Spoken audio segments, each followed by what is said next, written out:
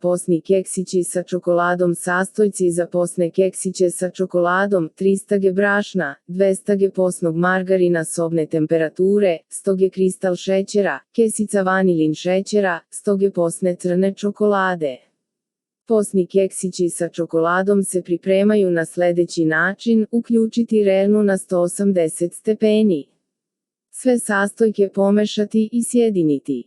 Biće mrvičasto u početku, ali nastaviti mesiti dok se ne dobije kugla od testa bez mrva, grudvica. Dodati sitno naseckanu posnu čokoladu.